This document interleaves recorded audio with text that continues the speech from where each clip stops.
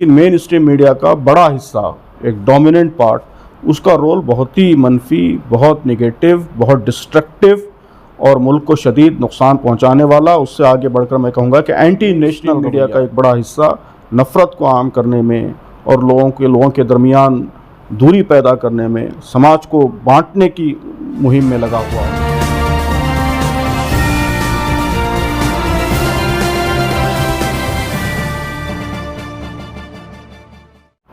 रोज़नामा ख़बरें में आपका खैर मक़दम है। मैं हूं कासिम सैयद। नाज़रीन, गुज़श्ता दिनों मुल्क में जो सूरत हाल दरपेश है, जो चैलेंजेस सामने आए हैं, ख़ास तौर से बीजेपी की साबिक़ सीनियर लीडर और तर्जुमान नूपुर शर्मा ने एहनत रसूल के ताल्लुक़ से जो कुछ कहा, ज़ाहिर है कि वो किसी भी मुसलमान के लिए या किसी भी सभ्य समाज के लिए नाकाबिल कबूल है। उसके रद्दअमल में जो कुछ मुल्क में हुआ और जो सरकार की तरफ से हुआ, उन पर भी सवाल खड़ा हुआ है। उनके लिए आज हमारे साथ हैं जमात इस्लामी हिंद के अमीर इंजीनियर सैयद सादुल्लाह हुसैनी साहब। आइए उनसे गुफ्तगू करके मालूम करते हैं कि मौजूदा सूरत हाल से किस तरह निकला जाए और उन चैलेंज का सामना कैसे किया जाए। हुसैनी साहब, आप जानते हैं कि नूपुर शर्मा के बाद से मुल्क में, ख़ास तौर से उत्तर प्रदेश की में जिस तरह की सूरत हाल पैदा हुई है, जो चैलेंजेस पैदा हुए हैं, मुल्क के मुख्तलिफ़ मकामात पर पुरतशद्दुद मुज़ाहरे हुए हैं। अगरचे ये भी सवाल अपनी जगह है कि जो पुरतशद्दुद मुज़ाहरे हुए हैं, इनके पीछे कौन रहा है। मुस्लिम नौजवानों में बेचैनी पाई जाती है, वो मुस्तरिब भी हैं, वो मायूस भी हैं। उनको इस सूरत हाल से कैसा निकाला जाए, पहली बात तो ये। दूसरे, ऐसा लगता है कि मुस्लिम क़यादत में और नौजवानों के दरमियान में एक कम्युनिकेशन गैप है और वो गैप गहरा होता जा रहा है और एक दूसरे पर एतमाद के तय कमी ज़ाहिर हो रही है। जो कुछ भी हुआ है पिछले दिनों, मुस्लिम क़यादत के एक हिस्से ने अपने आप को से बरी कर लिया है, पल्ला झाड़ लिया है कि हमारा इससे कोई लेना देना नहीं है। तो आप ये बताइए कि बदएतमादी के टूटे हुए पुल को कैसे कायम किया जा सकता है और जो इस्तराब और जो मायूसी बेचैनी नौजवानों में है, उसको कैसे दूर किया जाए। जी, बिस्मिल्लाहिर्रहमानिर्रहीम। तो दो सवालात आपने किए हैं। पहले सवाल का ताल्लुक़ ये है कि इन हालात में हमको क्या करना चाहिए, तो इस पर हम बराबर बात कर रहे हैं। हमारे ख़्याल में दो चीज़ें करने, दो पहलू हैं इसके जवाब के। पहला पहलू तो ये है कि इन हालात पे हमारा फ़ौरी रद्द-ए-अमल या शॉर्ट टर्म हमारा रिस्पॉन्स क्या होना चाहिए। तो जो भी जुल्म होता है तो जुल्म के ख़िलाफ़ मज़ाहमत ये ज़रूरी होती है, उसके बगैर जुल्म का ख़ात्मा मुमकिन नहीं होता। तो जुल्म के ख़िलाफ़ हमें खड़े होना चाहिए, खड़े होने की कोशिश करनी चाहिए और जो भी ज़राए दस्तयाब हैं हमारे, उन ज़राए को इस्तेमाल करते हुए मज़लूम की मदद और ज़ालिम की मज़ाहमत, ये दोनों काम इंतहाई ज़रूरी काम हैं। अपने उसूलों पर हर सूरत में पूरी इस्तिक़ामत के साथ ठहरना चाहिए। मैं हमेशा ये बात कहता हूँ कि मज़ाहमत की सबसे ताकतवर शक्ल वो अपने उसूलों पर इस्तिक़ामत है। Perseverance is the most powerful form of resistance. तो मौजूदा हालात में हम अपने उसूलों पर इस्तिक़ामत के साथ डटे रहेंगे तो यही मज़ाहमत की सबसे इन्फ्लुएंशियल, सबसे पावरफुल शक्ल होगी और उसी के नतीजे में हमारे उसूलों का हक़ होना ये लोगों के सामने वाज़े होगा। तो एक पहलू तो ये शॉर्ट टर्म है और ज़ाहिर है कि हम भी यही कर रहे हैं, जमात भी मुसलसल इसके लिए कोशिश कर रही है। अलबत्ता मज़ाहमत की क्या शक्ल हो, एहतजाज की क्या शक्ल हो, ये गौर व फ़िक्र करके सोच समझ के इख्तियार की जानी चाहिए। हर मसले का रिस्पांस एक जैसा नहीं हो सकता, हर मसले का हल सड़क पर एहतजाज नहीं हो सकता। हमें असलन ये गौर करना चाहिए कि जो मसला है उसकी नौइयत क्या है और उसके हल की बेहतर शक्ल क्या हो सकती है। उस शक्ल को लॉजिकली और संजीदा गौर व फ़िक्र के बाद इख्तियार करने की ज़रूरत है। ये बहुत ही शदीद और नाजुक हालात हैं। इन हालात में जोश और होश दोनों से काम लेना, दोनों के दरमियान मुनासिब तवाज़ुन रखना, ये इंतहाई ज़रूरी है। तो ये गोया एक पार्ट है सोल्यूशन का। दूसरा पार्ट हम हमेशा कहते हैं कि ये मसला सिर्फ शॉर्ट टर्म सोल्यूशन इसका नहीं है कि वक्ती तौर पर और एक एक इश्यू को लेकर आप हल करने की कोशिश करेंगे तो उससे मसला हल नहीं होगा। मसले की जड़ को आपको पहचानना होगा। टहनियाँ काटते रहेंगे तो जड़ें जो है नई टहनियाँ पैदा करते रहेंगी। तो मसाइल की जड़ क्या है उसको समझना और उसको लॉन्ग टर्म सोल्यूशन संजीदगी के साथ, सब्र के साथ, लंबी जद्दोजहद के ज़रिए लॉन्ग टर्म सोल्यूशन की फ़िक्र करना ये इंतहाई ज़रूरी है। اور ہماری پوری تاریخ میں سب سے زیادہ اسی سے ہم نے غفلت برتی ہے. وقتی مسائل حل کرتے رہے لیکن مسائل کو حل کرنے کی جو دیر پا اور لانگ ٹرم شکل ہے اس پر ہم نے بہت کم توجہ دی ہے اور آج بھی وہی کر رہے ہیں. تو جماعت ہمیشہ اسی لانگ ٹرم سلوشن کی طرف متوجہ کرتی آئی ہے. لانگ ٹرم سلوشن کے دو پہلو ہیں, دو اہم کام کرنے کی ضرورت ہے. ایک کام تو یہ ہے کہ یہاں کی عام غیر مسلم آبادی سے ہمارے تعلقات بڑھیں اور پبلک اوپینین ہمارے حق میں بدلے, اور دوسرے یہ کہ مسلم امت تعلیم, معیشت, سیاست ہر میدان میں ملت آگے بڑھے, ترقی کرے اور جو ہماری کمزوری ضعف ہے جو ہمارے مسائل کا ایک بڑا اہم سبب ہے یہ دور ہو. تو یہ دونوں کام جب تک لمبی جدوجہد کے ذریعے نہیں کیے جائیں گے اس وقت تک ان مسائل کا حل نہیں نکلے گا. تو یہ میں نے آپ کے پہلے سوال کا جواب دیا ہے کہ ان مسائل کا رسپانس کیا ہونا چاہیے. اب جہاں تک نوجوانوں کی بے چینی اور اضطراب کی بات ہے, یہ بالکل فطری بات ہے. جو صورتحال بنا دی گئی ہے اس میں نوجوانوں کا مضطرب ہونا, بے چین ہونا فطری ہے. اپنے قائدین سے ان کا شاکی ہونا یہ بھی بالکل فطری ہے. میرے نزدیک یہ کوئی غیر فطری بات نہیں ہے, یہ بالکل فطری صورتحال ہے. تاریخ میں ہمیشہ جب بھی ایسے مشکل اور نازک حالات آئے ہیں اس میں اس طرح کی صورتحال پیدا ہوئی ہے. ہماری کوشش یہی ہے کہ ہم اپنے نوجوانوں سے زیادہ بات کریں اور ان سے ڈائلاگ کریں اور ان کو صحیح راستہ دکھائیں, سولوشن کی طرف ان کو متوجہ کریں. اور میں سمجھتا ہوں کہ ہمارے قائدین, واعظین, صحافت ان کا بھی یہی کام ہونا چاہیے کہ صرف حالات کی سنگینی بتا کر بے چارگی اور بے بسی کا احساس نوجوانوں کے اندر پروان نہ چڑھائیں, بلکہ سولوشن کی طرف ان کو متوجہ کریں کہ ان حالات میں کرنے کے کام کیا ہیں اور کیسے مسائل حل ہو سکتے ہیں. اس پر آپ بات کریں گے اور اس کے سلسلے میں بیداری آئے گی تو انشاءاللہ یہ گیپ کم ہوگا.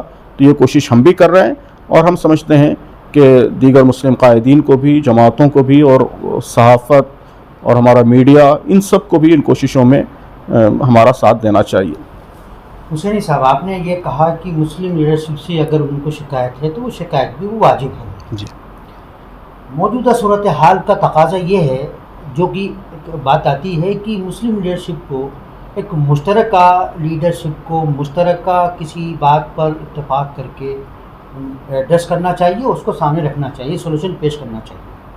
اب موجودہ صورتحال میں کوئی یہ کہہ رہا ہے کہ گھر بیٹھیے, صبر کیجیے, دعا کریے, کوئی کہہ رہا ہے سڑکوں پہ نکلیے, احتجاج کریے, کوئی کہہ رہا ہے کہ جیلیں بھر دیجیے.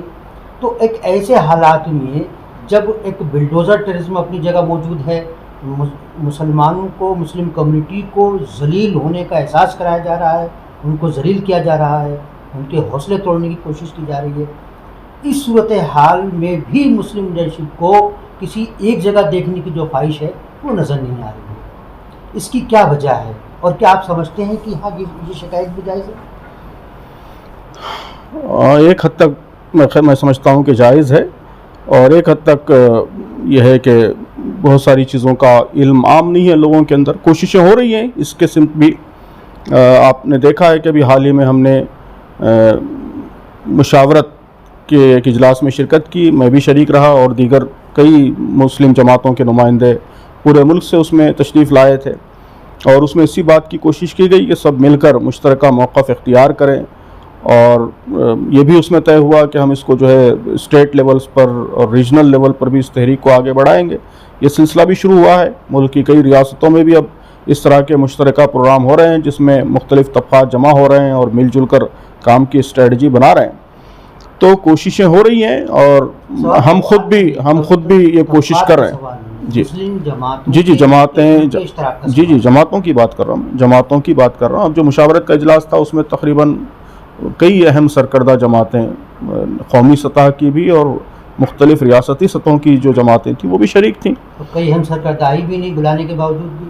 ہاں ٹھیک ہے, اس کی کوشش جاری رکھنی چاہیے, یہی ہم کر سکتے ہیں. ساری جماعتوں پر تو ظاہر ہے کہ ہر ایک کا کنٹرول نہیں ہے, تو ہم کو کوشش مسلسل کرنا چاہیے. کوشش ہم کر رہے ہیں اور ہماری کوشش یہی ہے کہ مرکزی سطح پر بھی یہ کام ہو اور ریاستی سطحوں پر بھی یہ کام ہو. تو کوشش جاری رہے گی تو انشاءاللہ نتائج آئیں گے. تو یقیناً اس میں جو تیزی اور جو پھرتی ہونی چاہیے وہ نظر نہیں آ رہی ہے, لیکن بہرحال مایوس ہونے کی ضرورت نہیں ہے. مسلسل کوشش کریں گے تو انشاءاللہ نتائج بھی آئیں گے. آپ نے اس میں ایک بات یہ بھی کہی تھی کہ اب وقت جو ہے نہیں ہے کہ وہ آئے گا تو ہم نہیں آئیں گے اور اب ہم آئیں گے تو وہ نہیں آئیں گے. جی. تو کیا آپ کی اس اپیل کو یا آپ کی اس بات کو کہیں محسوس کیا گیا اس کا اثر؟ میرے خیال میں محسوس کیا جا رہا ہے، لوگ تو اب آ رہے ہیں.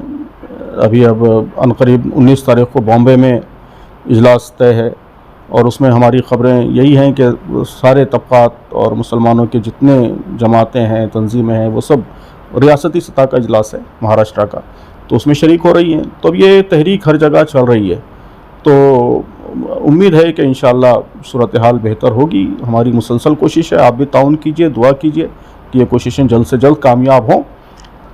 بہرحال جو مجھے بھی اس کے سلسلے میں وہ ہے تشویش ہے کہ جس تیزی سے اور جتنے بڑے پیمانے پہ یہ کام ہونا چاہیے وہ نہیں ہو پا رہا ہے، لیکن بہرحال ہم کوشش کریں گے تو انشاءاللہ دھیرے دھیرے نتائج بھی آئیں گے. مطلب جیسے کہ میں نے آپ سے عرض کیا کہ کچھ لیڈر مسلم ڈری کہہ رہے ہیں کہ جیلیں بھرتی جائیں، کچھ لیڈر کہہ رہے ہیں کہ سڑکوں پہ نکل کے احتجاج کیے جائیں، کچھ یہ کہہ رہے ہیں کہ نہیں گھر میں رہ کے صبر کیا جائے، دعائیں کی جائیں. اس پر کیا کہنا ہے آپ کا؟ کیا یہ سب بھی راستہ ہے یا یہ اور زیادہ ہم کو تباہی کی طرف لے جائے گا؟ نہیں، اب کون کہہ رہے ہیں اور نہیں ٹھیک ہے کس مسئلے کے سلسلے میں کہہ رہے ہیں، تو اب یہ تفصیل طلب بات ہے، لیکن بہرحال میں نے اپنا سولوشن بتا دیا ہے. ہمارے خیال میں جو ہے یہ نئی نوعیت کا مسئلہ ہے، پیچیدہ مسئلہ ہے، اس کا سولوشن اتنا سمپلسٹک اور بہت ہی سادہ نہیں ہوگا کہ ہر مسئلے پہ آپ باہر نکل جائیں، احتجاج کر لیں تو مسئلہ حل ہو جائے گا. ایسا نہیں ہوگا، یہ پیچیدہ مسئلہ ہے، اس کا حل بھی پیچیدہ ہوگا اور غور و فکر کا تقاضا کرے گا. بہت سے انوویٹو طریقے آپ کو اس کے لیے اختیار کرنے پڑیں گے، اور وہ انوویٹو طریقے شارٹ ٹرم سولوشن سے متعلق بھی ہوں گے اور لانگ ٹرم سولوشن سے متعلق بھی ہوں گے.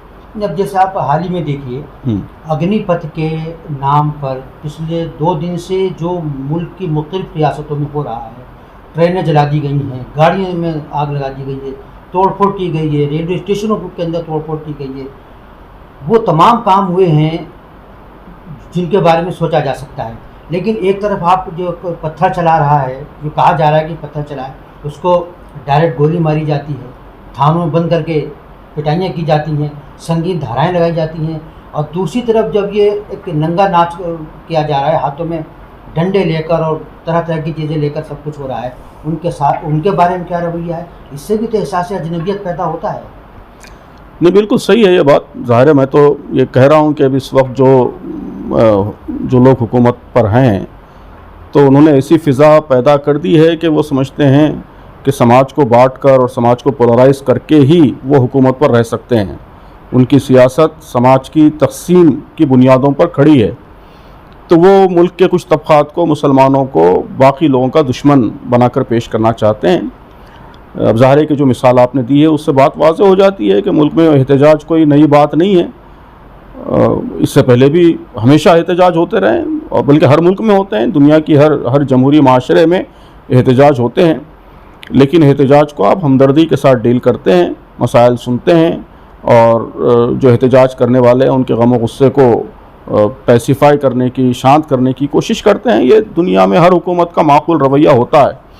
لیکن جب مسلمان کسی مسئلے پر اپنے غیظ و غضب کا اظہار کرتے ہیں تو میڈیا، خاص طور پر میڈیا کا ایک بڑا حصہ، وہ ایسی تصویر بنا دیتا ہے گویا کوئی ملک کے دشمن آ گئے ہیں اور دشمنوں کے جیسا ان کے ساتھ سلوک کیا جانا چاہیے.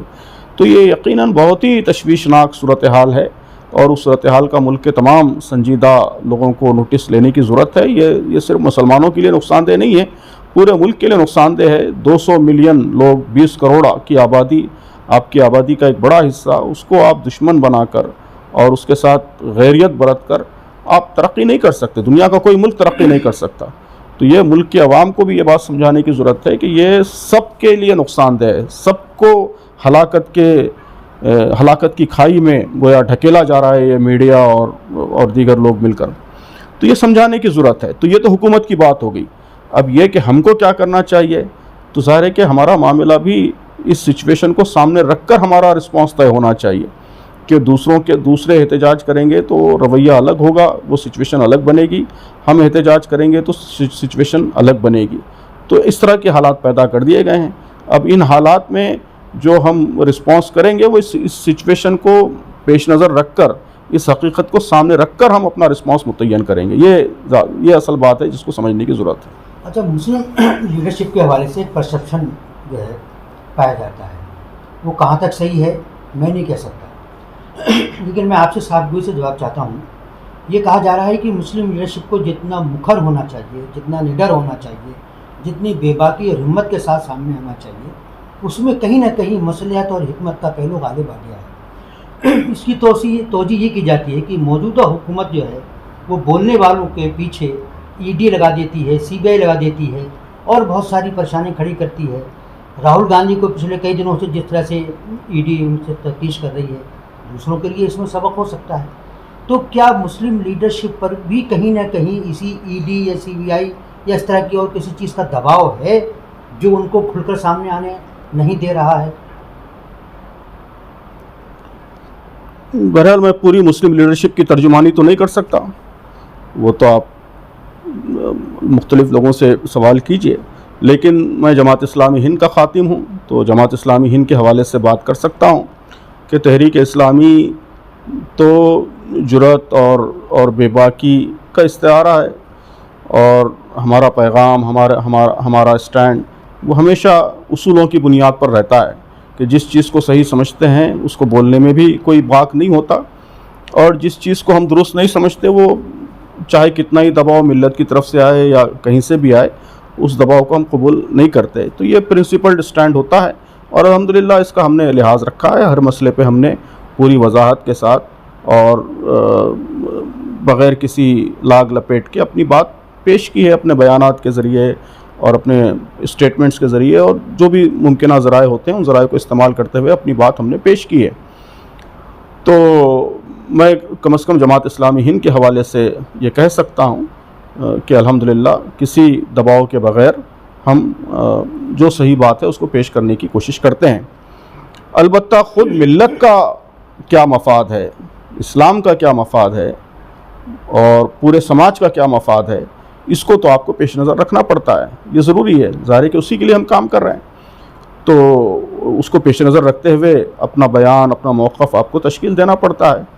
تو ملت کا مفاد، ملک کا مفاد، پورے سماج کا مفاد، یہ تو ضرور پیش نظر رکھا جاتا ہے، لیکن حق گوئی کے معاملے میں کسی دباؤ کے ہم شکار نہ ہوں، اس کی ہمیشہ کوشش رہتی ہے.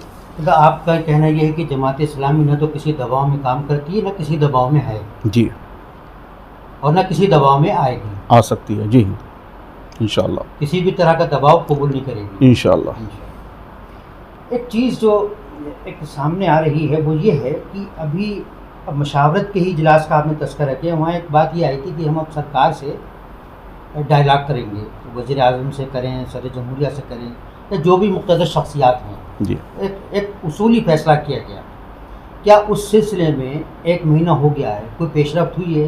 سرکار سے آپ نے ایک طرف قدم بڑھایا ہے، اگر بڑھایا ہے تو ادھر سے کوئی رسپانس آیا ہے؟ بہرحال وہ مشاورت کے اجلاس سے پہلے ہی کوششیں شروع ہو چکی تھیں، اور خطوط گئے ہیں، صدر جمہوریہ کو بھی خطوط گئے ہیں، وزیر اعظم کو بھی خطوط گئے ہیں، وزیر داخلہ کو بھی گئے ہیں، اور اس میں ہم نے یہی کہا ہے کہ ہم ملنا چاہتے ہیں اور جو مسائل درپیش ہیں اور حکومت کے جو غلط رویے ہیں اس کی بات رکھنا چاہتے ہیں. لیکن ایسا محسوس ہوتا ہے کہ حکومتیں بھی جو ہے وہ اس موڈ میں نہیں ہیں کہ وہ بات چیت کریں، ڈائلاگ کریں. ظاہر ہے کہ اگر آپ کی سیاست کی بنیاد ہی تفریق ہو اور پولرائزیشن ہو تو پھر وہ ڈائلاگ بات چیت کے لیے کیوں آمادہ ہوں گے؟ تو ہماری کوشش تو آئندہ بھی رہے گی. ظاہر ہے کہ اس وقت جو بھی حکمران ہیں ان تک اپنی بات پہنچانا اور ان کو ان کی غلطیوں پر متوجہ کرنا یہ ہماری ذمہ داری ہے، اور اس ذمہ داری کو ادا کرنے کے لیے ہمیشہ ہم کوشش کرتے رہیں گے. کیونکہ حکومت کی بے توجہی کی وجہ یہ تو نہیں ہے کہ سیاسی اور سماجی طور پر جس طرح سے مسلمانوں کو اور مسلم لیڈرشپ کو ارریلیونٹ کر دیا ہے حکمراں جماعت نے اور اس کی پالیسیوں نے، اب ان کو آپ سے ڈائلاگ کرنے کی کوئی ضرورت ہی محسوس نہیں ہوتی، تو کیوں وہ آپ سے بات کریں گے؟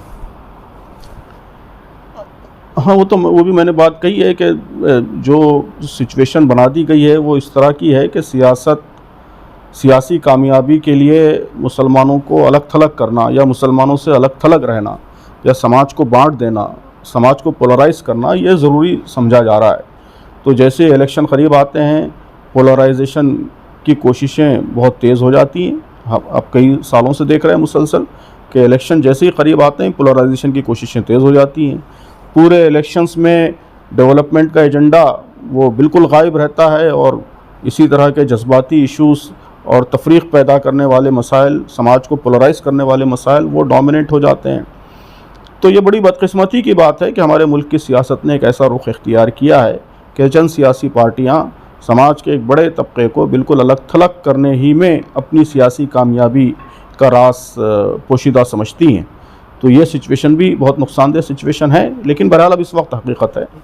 آپ نے میڈیا کے حوالے سے ایک بات کہی تھی کہ میڈیا بے لگام ہو گیا ہے, اس معاشرے کے اندر بے چینی, انتشار اور نفرت پیدا کر رہا ہے. نوپور شرما کا قضیہ بھی اسی میڈیا کی ڈبیٹ سے ہی نکل کر سامنے آیا ہے. تو اب سوال یہ پیدا ہوتا ہے کہ اگر میڈیا بے لگام ہے, وہ نفرت پھیلا رہا ہے, تو پھر اس کا علاج کیا ہے؟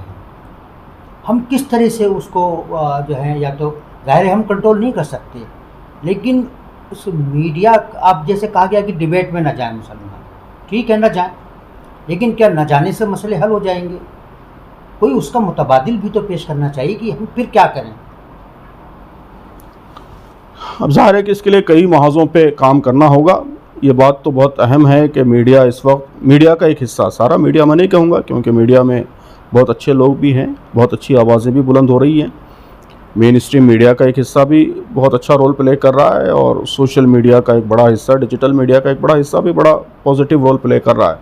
لیکن مین اسٹریم میڈیا کا بڑا حصہ, ایک ڈومیننٹ پارٹ, اس کا رول بہت ہی منفی, بہت نگیٹو, بہت ڈسٹرکٹیو اور ملک کو شدید نقصان پہنچانے والا. اس سے آگے بڑھ کر میں کہوں گا کہ اینٹی نیشنل رویہ ہے, کہ وہ ملک کے ہی مختلف گروہوں کو, ملک کے شہریوں کو آپس میں ایک دوسرے سے نفرت کرنے کا ماحول پیدا کرنے کی کوشش کر رہے ہیں.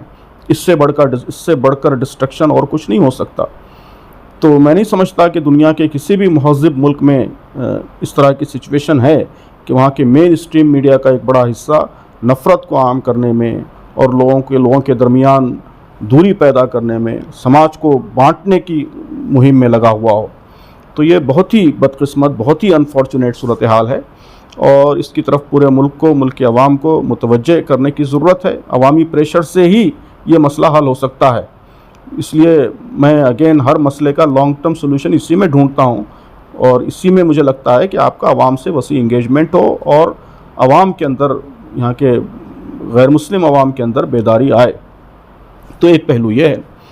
دوسرا پہلو یہ ہے کہ وقتی طور پر میڈیا پر پریشر, اس ارسپانسبل, غیر ذمہ دار میڈیا پر پریشر بنانے کی جو بھی کوششیں ہو سکتی ہیں وہ کوششیں ہم کریں. ان کی غلطیوں پر آپ سپریم کورٹ میں جائیں, عدالتوں میں جائیں, اور وہاں جو کچھ آپ کو حاصل ہو سکتا ہے وہ حاصل کرنے کی کوشش کریں, وغیرہ وغیرہ. جو وقتی کوششیں بھی ممکن ہیں وہ وقتی کوششیں ہم کرتے رہیں, وہ بھی ہم بھی کر رہے ہیں, اور ہم چاہتے ہیں کہ سب لوگ یہ کام بھی کریں. تو یہ دوسرا پہلو ہے.